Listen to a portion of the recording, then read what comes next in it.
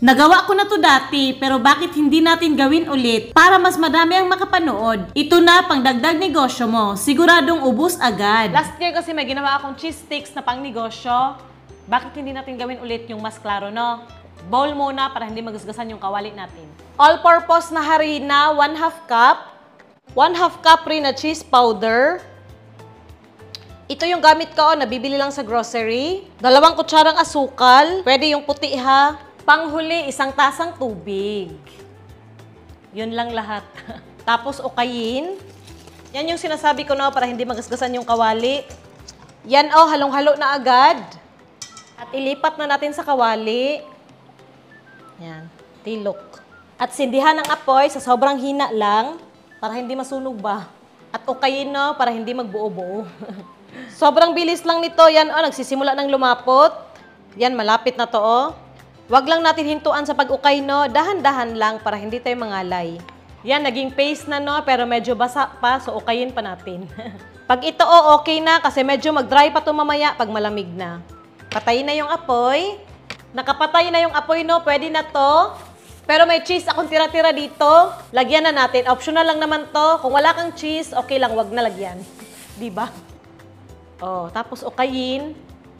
Okay na to, tapos medyo malamig na. Tikman natin kung atsup na ba yung lasa. Sarap guys. Masasarap pa to pag gagamitan natin ng lumpia wrapper. Large to. Pwede rin yung bilog na lumpia wrapper ha. Hiwain natin to ng 4 na beses.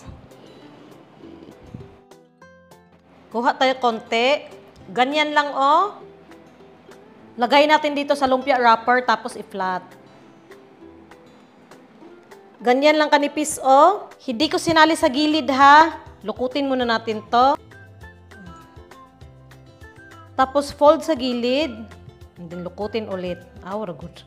Tubig na may harina pang pasild. Ganyan. Para hindi bubuka pag prito mamaya. Ganito lang okay na. Yan, ubos na At sa kakapiranggot na ingredients, nakagawa ako ng 70 pieces. Bilangin nyo pa. At magpainit na tayo ng mantika. Yan, sakto lang. Check natin kung mainit ng mantika. Okay na to. Magprito tayo ng 10 pieces. Of course, lutuin lang natin hanggang maging crispy, no? Ito na, hanguin na natin.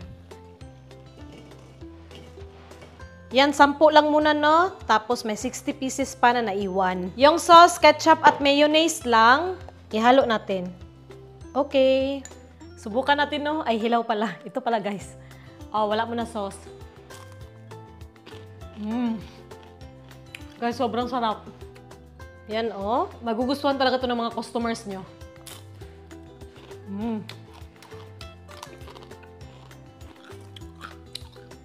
Legit yung sarap, no? Init. Yan sa loob,